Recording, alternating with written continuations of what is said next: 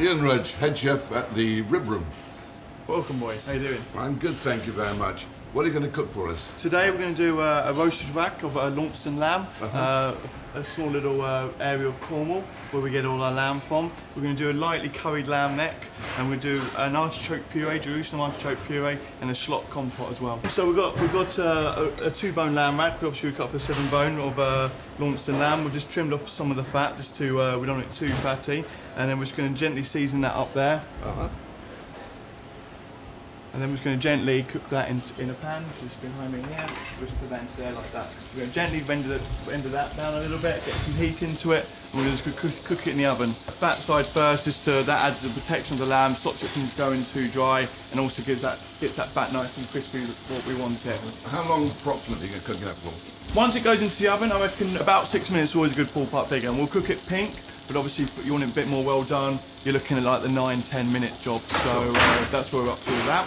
Then in here, we've got the braised lamb neck. So we braised it and then we portioned it, we put it into a vacuum pack, we put a bit of the liquor in there, and then we're just going to sit in there nicely, and we're just going to heat it up, and when we're ready to go, we'll just take that out of the bag, and then we're there. Terrific. So yeah, that's fine like that. Just got that seal on there. So we'll just take it off there and we'll just put it into the oven, 6 minutes and we'll be ready. Okay, so we're going to garnish that with some lightly roasted baby onions, which are just, we're going to cook in some salted water, and we're going to slice them, we're going to roast them nicely. Along with that, we've got some young baby carrots here. We've got some yellow ones and some orange ones to give it a bit of colour. And then also we've got the shallot compote and the Jerusalem artichoke puree as well. So 3 or 4 things on there, not too complicated, not too much going on, just a nice, gentle, light dish. So we're just going to gently heat these up. We're going to get a small pan on here. We're going to put the baby onions into that, which we've already pre-blanched, so they're already cooked. Right. But we're just going to get some nice colour onto them. And then all them natural sugars will just roast anyway in colour, so that's beautiful like that. We've got just a bit of lamb jus there, which we've reduced down a little bit. Plonk that into there, like that. We go to a lot of effort with the gentle cooking at low temperature, so at this point now it's a shame to boil it. So now it's there, it's already got the heat in it, we can just start glazing it in its own juice. That will reduce down and it will start to go nice and sticky.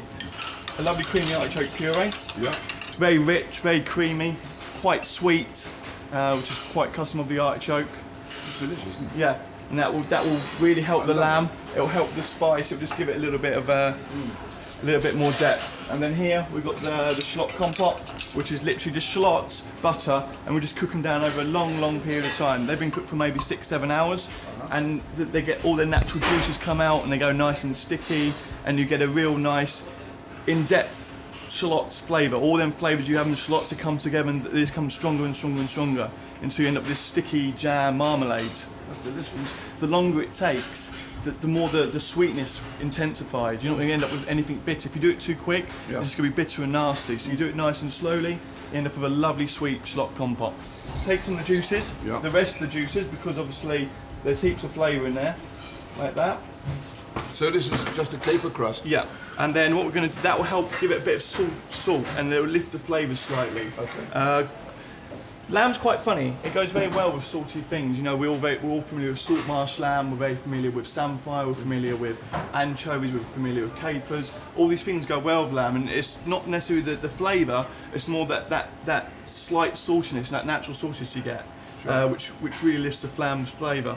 So we're just going to work it like that, and then we'll end up with a nice crust on there like that. Yep. Obviously all the natural juices have gone nice and sticky, and that crust will stick to that quite nicely like that. Now you've rested that as well, haven't you? Yes. Resting meat is probably the most important thing. The 2 most important things about cooking meat is not to cook from fridge and to get adequate resting time. General rule of thumb, the bigger the meat, the longer it needs to rest. So something like this, 5 minutes. Something that's a bit bigger, you know, a full rack of lamb, maybe 10-12 minutes. A small spoon of the artichoke puree on there. I'm going to put there like that. As you try to this, it's quite strong, so we won't put too much of that on there. Yeah. We'll just put a nice dollop there like that. Let's put these baby onions on. Finish it with a couple of baby carrots, like I said, we've got some orange and some red. So we're just going to carve the lamb now, which should be nice and pink hopefully. So we're just carve into 2 separate cutlets. Yeah. Okay, just like that. Very nice. Yeah. So there's a small amount of blood in there. Yeah. Nice and moist. So we're just going to put that on there like that. Okay. It's all about balance and act. Okay? And then what we're going to do, here we've got some baby coriander leaves. If you just want to try one of them, I don't know how you feel about coriander. I can't These are what a lot of people are using, these microcresses. And they are what they say in the tin, but they're very intense, very potent. Incredibly intense. Yeah, but Wow. it's really beautiful, and that will just help with to give that extra curry flavour, give it a bit of a lift. It's something that everyone associates with curry. It gives it an element of freshness as well. The lamb jus here, we're just going to put just a squeeze of lime juice, just to give it a small amount of acidity, and that acidity. That just lifts it, does it? Yeah, and acidity is really, really important. You know, you work for lots of kitchens where you use acidity as a part of seasoning. You have your salt, your pepper, and your lemon, because it cuts through. It distinguishes things. If you put lemon juice and lime juice into things, it separates the flavours and gives it more definition. So we're just going to just sauce it up. A roasted rack of Launceston lamb with lightly curried lamb neck, shallot compote, and artichoke puree.